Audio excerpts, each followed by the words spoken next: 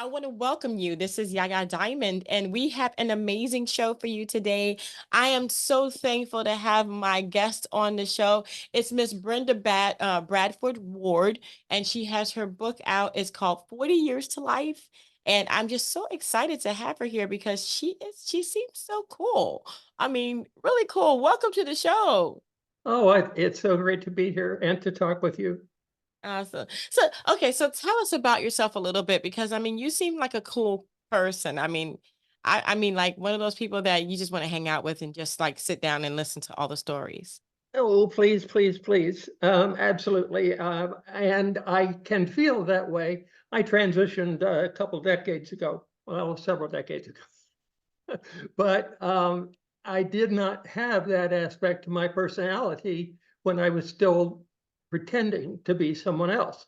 Mm, So the 40 years to life is actually that journey of suppressing my gender identity, really the person I was. hmm And it was reasonably successful in all aspects, except that it wasn't real.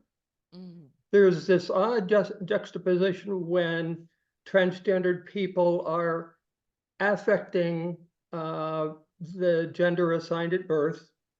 And so they have this sort of fantasy life where their actual real gender identity is shown only in private, the most private setting you can imagine. yeah. Once we decide we're going to suppress that identity, it's weird. It's the real identity that we're hiding, and the fake thing that everybody thinks we are gets to be us, so to speak. So to have gone through college, to have gotten a master's degree, to have been president of a bank, all of these various things were about with somebody who didn't really exist.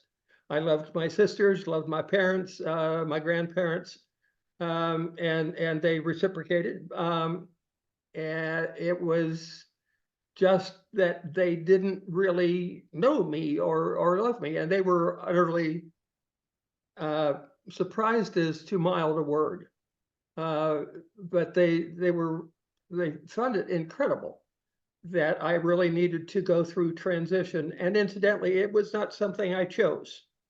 I found a competent, clinically competent psychiatrist who sort of specialized in addictions, sexual addictions, drug addictions, alcohol, whatever, but also in gender identity conflict.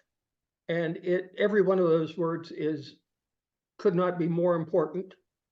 And then ultimately, if we're suppressing that identity, it's even worse. But when I found him, he said, actually, during the first session, that it was entirely possible that I was transgendered, and the ED means everything. If something is transgender, you can see it, hear it, perceive it. If somebody is transgendered, there is a gender identity conflict that they are suppressing. And they should in no instance ever self-diagnose. It may be expensive to see a clinical professional, and most entities have a government-sponsored mental health facility of some sort. Those people are probably swamped, but it is so important to get a professional diagnosis. And transgendered people, and again, that ED, those with true gender identity conflict, um, my puppy is over here drinking water. That's the racket in the background. But they don't really have a preference to be masculine male or feminine female. And they just want their conflicts to end. Yeah. And I this secret that I would not have told anyone before transition is something I'm willing to share with anybody and everyone. hmm But the state of Florida, for instance, has essentially outlawed treatment for transgendered kids And it's a little bit like saying, we're going to diagnose the fact that you have a broken arm, but you can't do anything about it for 10 years. Who in the world would do that? And yet, essentially, that's what Florida is trying to say. If you're transgender, don't seek meaningful care, continue to live with your broken arm, and maybe someday you'll have that fixed, repaired, whatever. And of course, it will never be as good as it would have been had the procedure been done earlier. Um, I need to come up for breath. Well, I was going to ask you because you did say that, don't diagnose yourself. How about parents trying to diagnose their children? I mean, I went through a phase where, I was a tomboy and everything, and I could have been misconstrued as maybe transgender at that moment in time because I was like, I was all in for boy clothes, all in for what boys were doing, all in for it. But, as we get older, then we actually start to grow up and we decide when is it that you feel like the children need to have that intervention or that professional come in to actually say yay or nay or trying to get them to to see what's going on truly. And I don't think there's a closer bond than a child to a parent, especially a mother. Mhm. But excuse me, it is no more reasonable. It's not a good idea for parents to try to make a diagnosis, for teachers, for pastors, if they don't really know what gender identity conflict is, if they don't really have a lot of experience with it, they they should realize that they need to seek professional help. Again, using that broken arm analogy, you don't want to go to a pediatrician, um, or a neurologist. If you have a broken arm, you go to an orthopedist and someone who knows bones and how to repair them. And actually knowing the bare bones, so to speak, of gender identity conflict is could not be more important. The facility in Britain, Tavistock, was helping some children transition, and I think on woefully inadequate understanding of the condition. Mm. And I think unless I really don't know how someone attains the professional competency that I'm advocating here, but the transgender condition itself is unlike anything else. It does not taste like chicken. Any of those odd comparisons. Um, the ability to walk into a store and not feel compelled to turn into the women's department when I was professing this masculine identity uh, was really a conscious effort. Um, I and I knew it was confusion of some sort, didn't know what it was. I wasn't completely ignorant of the details, but I was also kind of paranoid. If someone saw me going to a library and looking up transgendered, oh, they might discover my secret. They might wonder why I was in. I got my master's from West Virginia University. They had a huge library there, not just on the Evansdale campus, but downtown. The original university library was a huge building. And there has to have been all kinds of research available for me there. And then when I started working on a PhD in psychology, I found a wonderful online university and had no guilt whatsoever, because that was after transition. Had no guilt whatsoever in looking up more information about that. Um, I had suggested in a much earlier book that maybe functional magnetic resonance imaging, fMRIs, might be a diagnostic that would work. And that was far earlier than the genome was mapped and we had CRISPR technology. And I think now that ultimately a DNA analysis that would only be done if there seemed to be good reason to do it. A Mhm. DNA analysis should show differences, fundamental differences between feminine and masculine orientation. Good. We've got 8 billion examples on the planet now.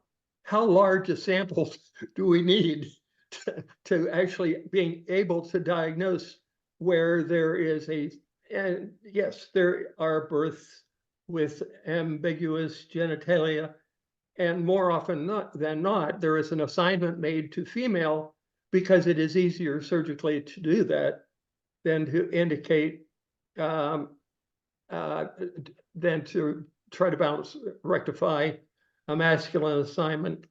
Um, and that may well be the origin for a lot of the female to male transitions, where they are actually originally male gender identities that have been converted somehow. That was the infamous case of Dr. John Money, professor emeritus from Johns Hopkins, who did the David Reimer case and actually built his thesis of gender fluidity on David Reimer, whose penis was burned irreparably. And the pain must have been unimaginable. And fortunately, most infants don't remember that sort of experience. But Money was insisting that uh, he became David, but he was named Brenda, and he was supposed to live a female, feminine life, even to watch his mother and father having sexual intercourse, so he would know the role he was supposed to play. And David's brother was supposed to be participating in some of it's almost a Dr. Frankenstein kind of story. And David Reimer eventually did revert to his masculine identity, was married, but he committed suicide at an early age. So it's a very sad story. And I think Money is primarily an emeritus professor because of his defining gender identity and its being fixed within an early number of years. He thought it was maybe flexible for the first 2 years or so. And the Reimer case was the only thing he was really basing his research on. And it turned out to be horribly flawed. Wow. Uh, Wow. there was an earlier, most Americans were in the 30s, were familiar with Christine Jorgensen, who had her surgery in Europe. I think under Magnus Hirschfeld, and Harry Benjamin, who established the Harry Benjamin Standards of Care, studied with Magnus Hirschfeld and came back and helped establish those standards of care, which prevailed for the first, well, through the DSM-1 and 2, I think 3 as well. But mental health professionals began to have qualms about, some people pronounce that qualms. Okay. Anyway, about whether the transgendered condition was actually a mental health problem or issue or diagnostic impairment of some sort. Anything that would do to anyone's life what that did to mine, that has to be considered a huge impact on mental health. What happens to confidence? What happens to honor, integrity? Many of the values that we think are so important, especially if you're in a career of financial services, and yet you're pretending to be a masculine male, and eventually that's going to break down. We're going to have trouble with it. Ernest Hemingway's son, Gregory, attempted to transition to become Gloria Hemingway, but Gregory had been married and after transition, and I'm not sure that if it included surgery, but I think at the end of his life, her life, of Gloria's life, she wanted to revert to a life with a woman um, Gloria thought she loved, and apparently didn't consider the possibility of, well, maybe I'm a lesbian. And gender identity has nothing to do with partner preference. And preference is probably not the right word either, but uh, it's about who we are. On a desert island 1,000 miles from the nearest anyone, who are we? And that's really what the gender identity conflict is about. If we seem to be one thing and are actually the other, it is the harshest prison sentence anyone could receive. And it's largely self-imposed. We just keep this little genie in a box and let it burst out of its confinement every so often as a release of sorts, so that the true gender identity is shown, but we're only showing it to ourselves. I remember so many instances when I would be looking in a mirror with a wig and makeup and jewelry and whatever anyway, as though I were trying to see in the mirror who I was.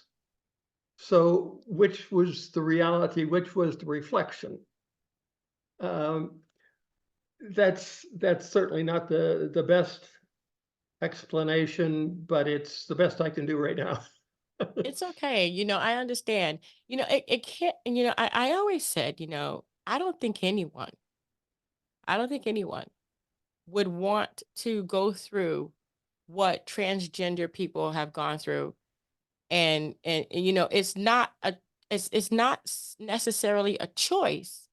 It's more of an identity, right? So, but why would someone purposely want to go through such turmoil? Because it is turmoil. Because as a Black woman, I understand turmoil. If today I could change my skin color without penalty, without anybody, I think I would consider it because of the turmoil that I go through. But then the stigmatism of, oh, bleaching your skin and going, oh, she wants to be, that is not something that most people want to go through. I mean, that's not a choice. I mean, literally speaking, it's like, okay, I didn't like choose this, but this is who I am, and I can't change it. you know I can't change it. This is who I am. This is what I am. This is who I am. And I've always been fascinated by people who criticize other people for trying to live their own lives. This is your life. It's your life, not my life. Yes, You have to, you know what I mean? You have to go through your life like you want to go through your life. This is your decision to make. And it hurts me to see people put other people down for the decisions that they make for their own lives. It's not my life. I didn't go through that. I have my own issues. My own, so going through this and writing a book about this, how did that relieve you in a way, or did it? I had already transitioned when I wrote 40 Years to Life, and I certainly knew what the tremendous relief of not playing that false identity was. Um, and incidentally, I can't imagine anyone seeing and talking to you and wanting you to be any other than who you are. Um, it, uh, what you were saying about how you grew up and the issues you encountered. I have two sisters, and I know that their lives were not cocoa, peaches, and cream, all wonderful, whatever, anyway. When they were going through public school, uh, girls can be so cruel to other girls, and it has nothing to do with who they really are. In many instances, they don't know. Abigail Schreier wrote Irreparable Harm, about some of the women going through what you were talking about, the tomboy confusion, whatever. Mhm. And some of those girls being diagnosed as transgendered and having irreparable harm done to them. So I could not agree more with Abigail Schreier. I certainly would not suggest in any instance that gender identity be assigned based on whether someone looked attractive or was short enough or thin enough or any other fabricated reason. The identity needs to be genuine, authentic, and it will be perceived that way. I suppose even under the worst botched kind of transition surgery. There's a wonderful story about Einar Wegner, who became Lily Elbe. As an artist, Wegner was wonderful, fantastic, but eventually became consumed with attempting to resolve, quote, quote, his gender identity conflict. And he died as a result of one of the surgeries that was supposed to help him through transition. And I think he probably would have said that if that had to be, that was fine with him, because he was not really Einar Wegner, he was actually Lily Elbe. Ebershoff wrote The Danish Girl. That's what the story was about. And it's a delightful film, had a wonderful actor playing the role of Einar Wegner and Lily Elbe. And I'm probably butchering the pronunciation, but I'm taking that risk. It was a wonderful story. The actress Greta Garbo, the first of the actresses to be known as one name, not Cher, but Garbo. Garbo showed her acting chops, as they say, in a film called Queen Christina, made in the 30s. And I'm certain, as certain I could be without actually seeing the connection, but there must have been someone writing that screenplay who was familiar with the Lily Elbe story. And Garbo is being a tomboy, growing up to be the prince of her kingdom, and thinking that she has to play a male and perpetuate a masculine identity to actually lead her country. And she has an affair with a Russian ambassador, I believe he is. And Garbo does a fantastic job of the next morning seeming to see the world through new eyes. She really realizes at that point that there is nothing masculine or male about her. And she's not going to pretend to do that anymore. That's wonderful. It is. And there have been other attempts as well. There was a Roman emperor a couple thousand years ago, Elagabalus, who led his troops successfully in battle at age 14. Mm-hmm. Talk about accomplishment. But offered all of Rome, all of his kingdom, to anyone who could fashion a vagina in his body. The Roman historian that I need to look up, I'm not certain, it's in the references, said that Elagabalus could not even be a man, showing such contempt, not showing any of the objectivity we expect of our historians today. But that was a couple thousand years ago, essentially. Yeah. And so the condition has been around at least that Oh, it's been long. around a long time. It is. Come on. Yeah, I mean, there's been so many different people who have, but okay, so I have to back up a little bit. Let's back up Please. just a little bit because I love this subject because, I'm not against anybody living their life. I know what I want to live. I know how I want to live it, and I live my life. And I don't want people to judge me because I live my life. You know what I mean? This was my decision. Yeah. As I got older, I understood who I was. And I understand that children have different phases that they go through. just like Hmm. adults have different phases, but we can't label the phases. We have to let that kind of play itself out. If a person gets older and they decide, I don't really, I think I'm pretending, I really don't like who I am, and this is not me, and I really want to just be me. It Hmm. happens whether your sexual preference is still the same or not. It's just who you are as a person and how you want to portray yourself to society. You know, Hmm. um, I think that most people don't understand that children are learning, and to deny them that access for mental stability or mental capabilities, or even to force upon them something that may just be a phase. Like you said, don't try to diagnose this.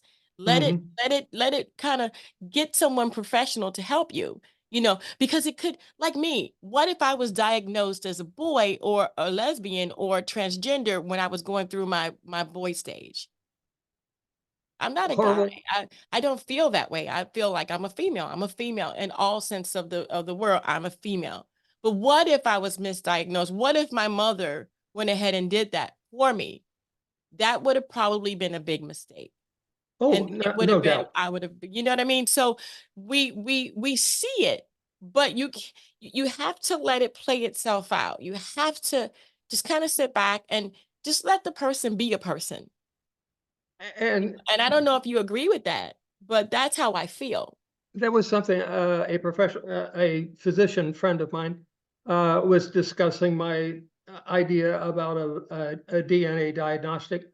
Mhm. At least it would be something that could be shown and irrefutably, actually. Right, Uh, 'cause there are markers.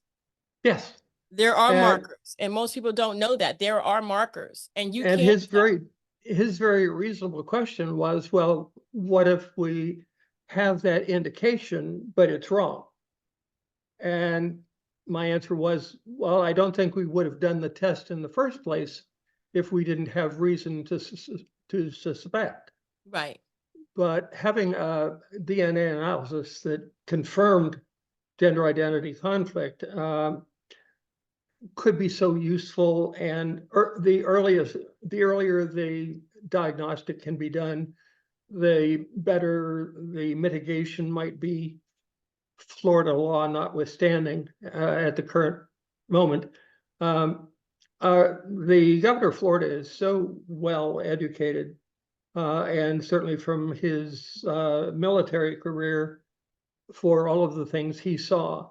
Yet he and the state legislature in Florida don't really understand what the gender identity conflict situation is. Well, it is truly a conflict. I mean, like I said, Yes, it's up to the person when they get older to decide. Maybe there is a marker, but maybe yes, that marker could be something that they decided against because they're more this way than that way. yeah. Let I the person decide for themselves. I don't understand, and I don't want to understand, and I understand that there might be a lot of comments in the comment section, and that's great, and everybody has their opinion, but ultimately you have to live your life the way you see fit. That is your life, your consequence, your life, your decision, and that's it. That's the way it works. That's it. That's how I feel. Yeah, absolutely. Ideally, though, and if it doesn't work out that way, in other words, if there has been this preponderance of influence throughout our youth and into middle age, of all the people around us expecting us to be the male, masculine person they always thought we were, at some point we're going to say, no, that's not who I am. And with the professional competence of a psychiatrist with experience in the area telling me that indeed I was transgendered, he also said that I didn't have to do anything about it. I could just continue to pretend to be this masculine person But and that's your dressing choice. in secret.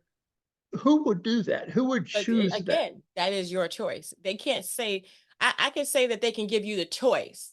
They can Yes. say you can continue to pretend if you want to. That is up to you. It is your choice. But if you don't want to, you don't have to. You don't have to.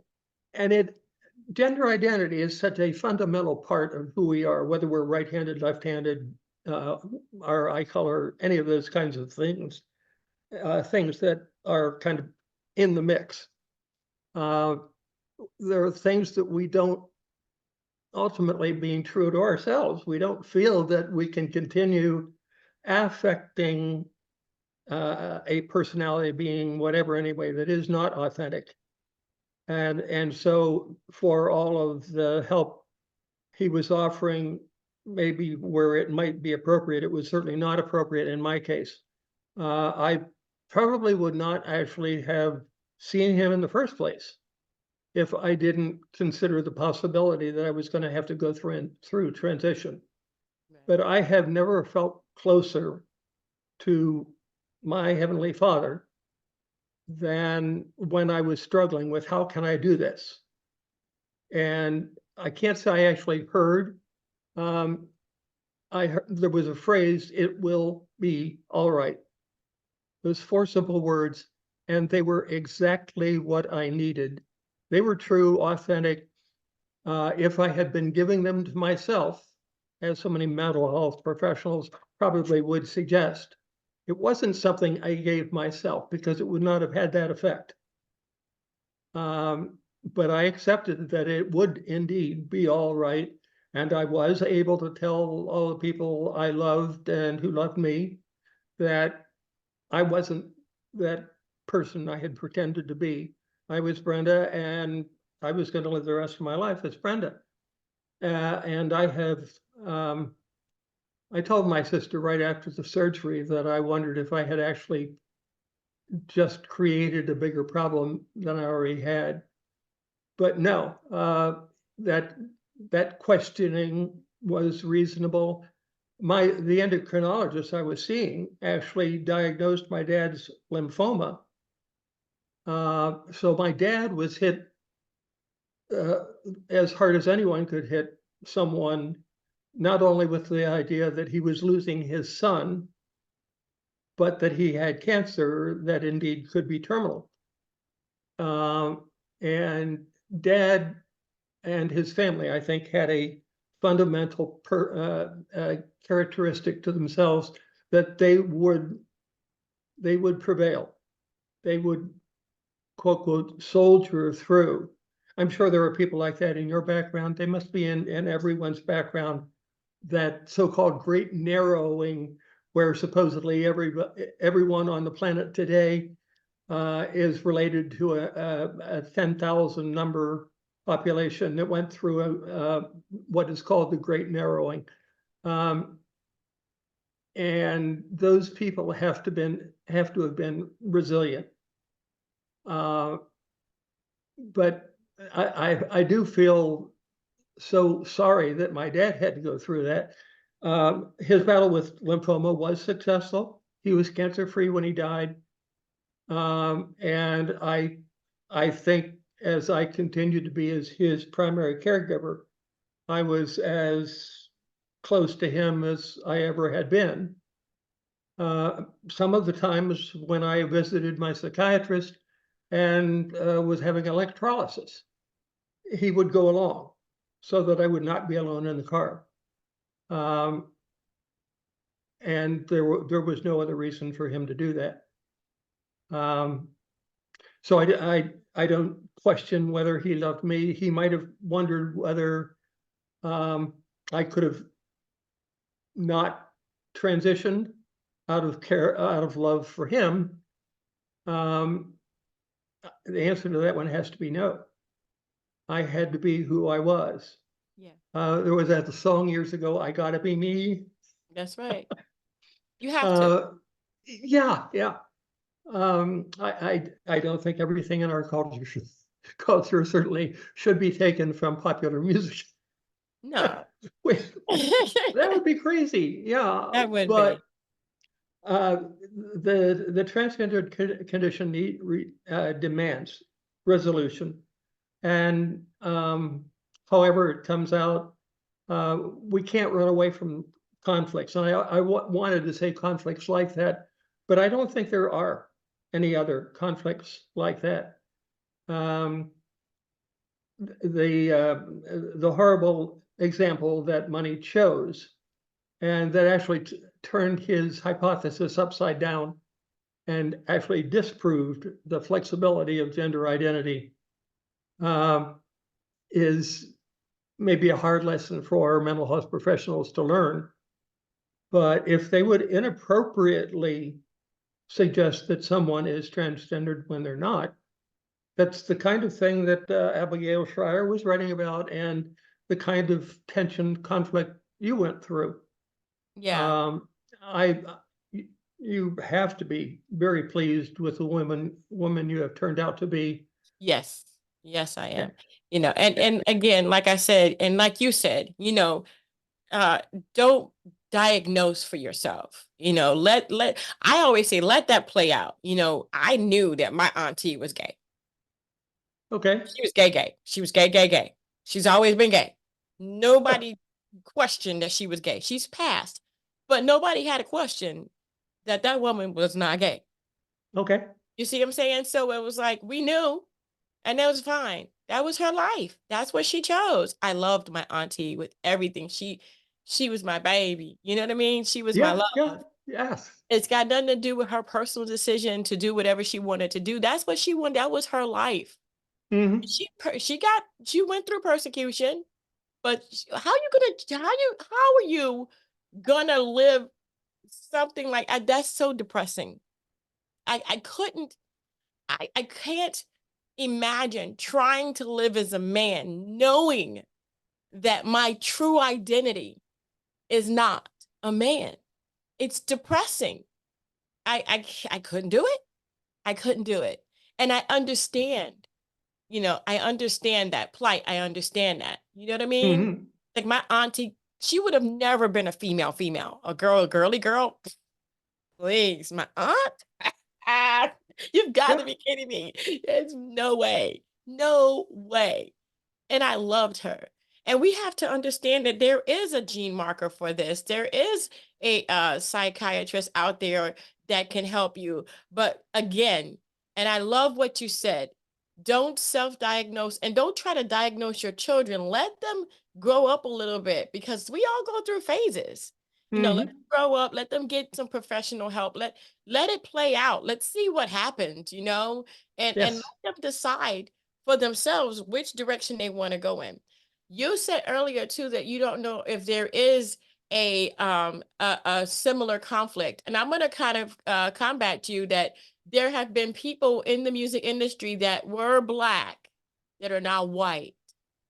In the baseball industry that they were black and now they're white. And they're going through this whole thing too because their decision to bleach their skin and try to avoid the persecution of being a black person because it is hard. It's not easy. I this year 2023 I have been called the N-word I don't know how many times. What? So I'm telling you that as a black person I can't change my blackness. And if I did, then I'm a freak. You see where You're I'm coming certainly from? you're certainly not authentic. Are you familiar with the South African plays The Blood Knot and Sizwe Bansi is Dead?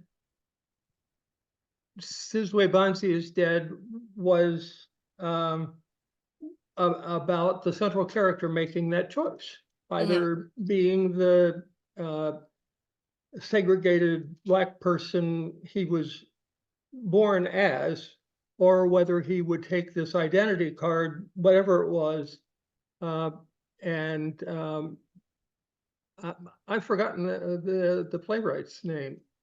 Uh, wrote each of those, and I saw those in Pittsburgh years ago, Pittsburgh, PA.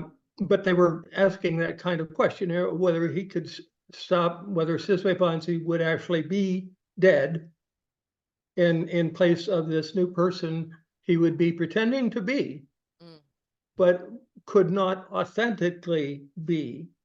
right. Um, And it's exactly the kind of question you're talking about there with the baseball players or whoever would change their identities. Yeah, Uh, but it's their choice, and they're well, adults.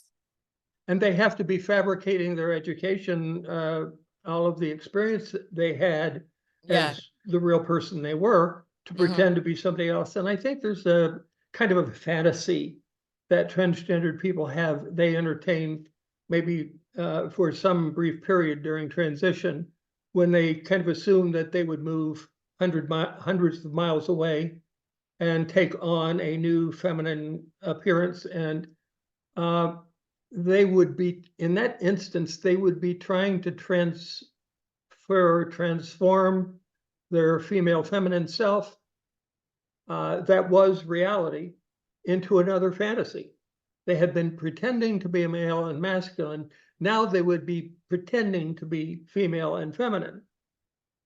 And that, neither one is authentic, is No. reasonable. Uh, it would seem to me almost to be the quintessential acting job to Yeah, pretend to be something that for you're 40 not. plus years as I did, Yeah. um, and convincingly so. But there were times when I could not keep that little genie in its box. And ultimately, there was no way that genie was going to stay confined. So 40 Years to Life is about religious, political, philosophical, all kinds of considerations about the condition, and I had a lot of time to think about them. And every time I thought I was close to making a decision, I realized I might be entering a world where there already were plenty of female feminine folks out there. And I would sort of not really be competing with them. I would want to join their club in sort of a sort. And there were experiences that I could not have, even as a transitioned female feminine character. Um, I could not suddenly have a uterus. I saw a story recently where someone professed to want a uterine implant of some sort so that that person could have an abortion. An abortion? I thought it was a baby. No. Oh my I, gosh, no. thank you. Yeah, exactly. My reaction, yeah, there are women who have had abortions. I don't think there are things that they chose to have No. from a really willing No, situation. you don't will that. That's a hard decision to make. Oh, there has never been divorce in my family, my mother or dad's family going back generations. And I don't know what that is, but separating oneself from one's infant, one's baby, wow, It's a hard that's, decision. It's not easy. and especially if women are forced into having the procedure in less than really sanitary conditions. Yeah. Because that's what's going on right now. Yeah, That's what's going on right now. The abortions have not stopped. They've just transferred out of a safe environment. I, They're going back I, to the hangers and the coat hangers and the botched abortions and the backyard abortions it's terrible. It's terrible. Abortion has not stopped. um, I don't know how someone can consider themselves a part of a civilized society where they would permit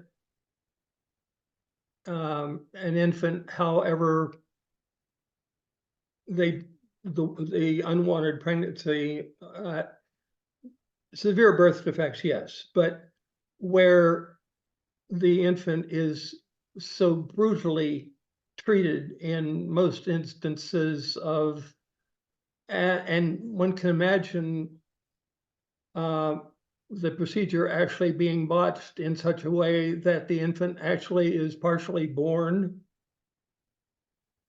I certainly didn't want to. I don't know how we got into this, but it is really easy to talk A with you. decision. It's a decision. Yes. It's a decision. And like you said, a gentleman that is transferred over and has transitioned to a female and now wants a uterus so that he can have an abortion. I don't understand that. I Thank mean, you. I'm a female, born a female, and decided to stay, in that female role. As I got older, I stayed in the female role because that's where I wanted to be, right?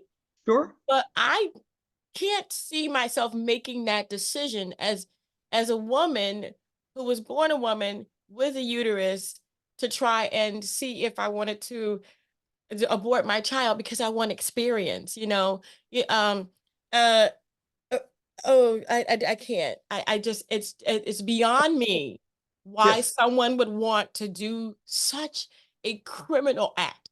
I think that's crime. That's a crime. Don't give that person a uterus just so they can kill a human being. That to me is a crime. Amen. It certainly would seem so to me. That was my reaction entirely.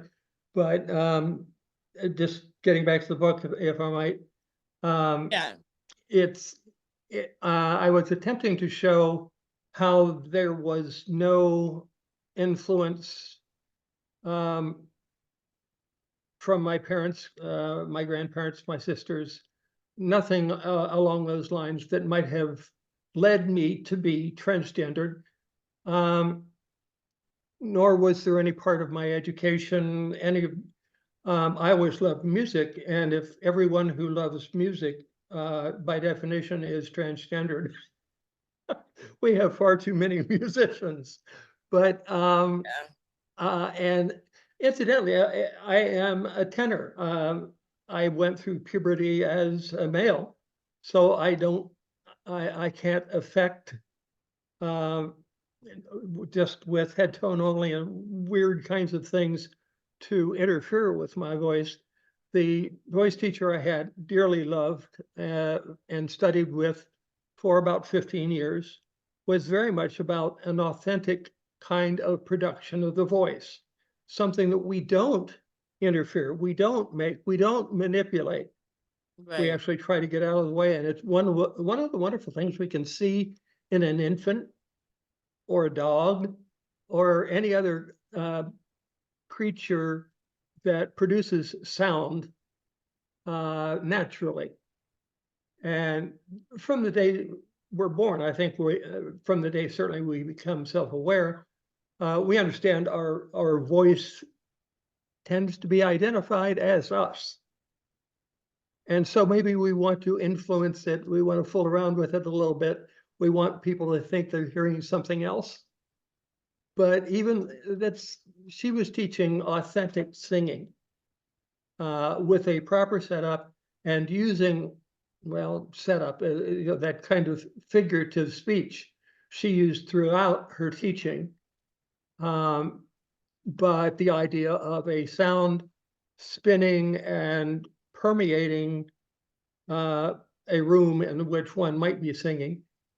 And that is indeed possible, although today so many people don't think in terms of singing past their microphone, which is kind of sad. Yeah, we don't learn bel canto, which was actually just beautiful singing. Some of the gimmicks and techniques, though, that Italians used were not to indict them. My goodness, they're the source for an awful lot of the most beautiful music we have. Um, but they're holding a candle and not wanting the candle to flicker, so that we're projecting a sound and not focusing it such a way that the candle will go out. Um, there and looking in a mirror and putting two fingers in your mouth, there are kinds of gimmicks that don't make you a good singer. Um, so I am a tenor with a naturally tenor voice, and I sort of got to accept that. I There isn't anything I can do as an alternative that would be authentic. And so, no, I don't want to sing about all of the girls I've loved before. That's not who I am. I haven't loved a lot of girls anyway, but so it's sacred music primarily, where um, And I don't think there's a better way, anything that takes our heart, soul, mind, and strength, the way singing and worship does. We worship him not because he needs our worship, but that's what we were made for. So we are pleasing him, but we're also answering a fundamental need we have to praise him, to worship him. I don't mean to try to turn this into a, a religious lecture. I'm not qualified, for one thing. But certainly in trying to show those things in the book, I'm saying that I could be, it was the only way actually, I could be an authentic person. It's who was the poet? Two roads diverged in a yellow wood, and sorry I could not travel both and be one traveler. Long I stood. Mhm. I shall be I don't know. telling this with a sigh, somewhere ages and ages hence. Two roads diverged in a wood, and I could not travel both. Um, and that has made all the difference. He delivered some part of that poem at John Kennedy's inauguration. If anybody remembers who John Kennedy was. um, anyway, so there was nothing in my background that led me to be transgendered, nor was there anything I could do about it. When I learned to suppress the secret, I kept that secret for over 40 years.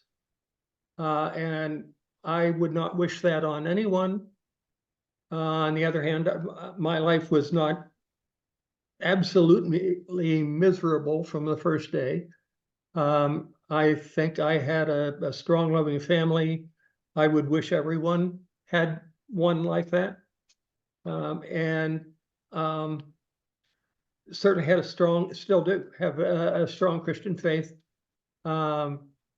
It's a gift I would hope everyone would accept. And it really is that. Um, there is far more than ample historical evidence that Christ lived and died the way he said he did.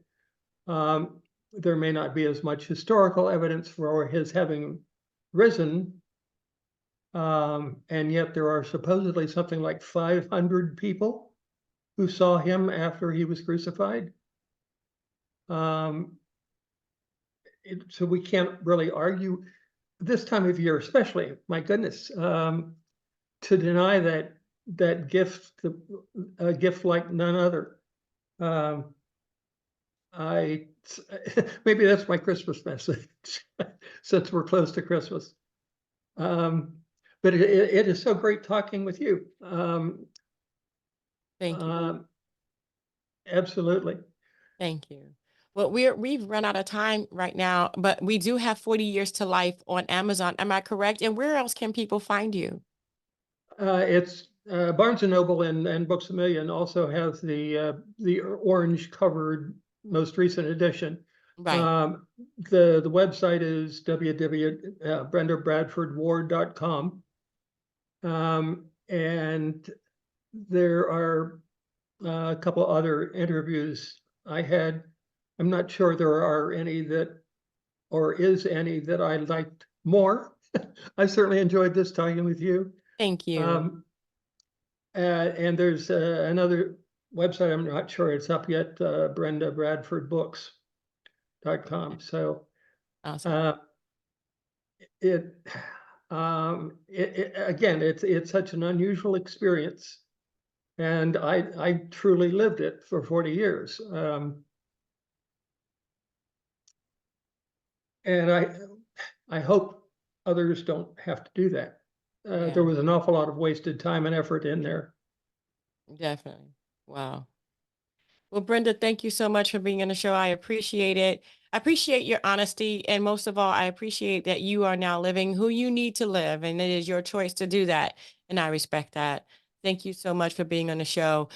We have this book in the Amazon book club, as well as it is on Amazon. It's the orange cover. So 40 Years to Life is the orange cover, and the other one is no longer available. So if you do get a different color, please make sure to look for the orange cover. We're going to have all of that information in the description box so that it'll be easy for you guys to find that.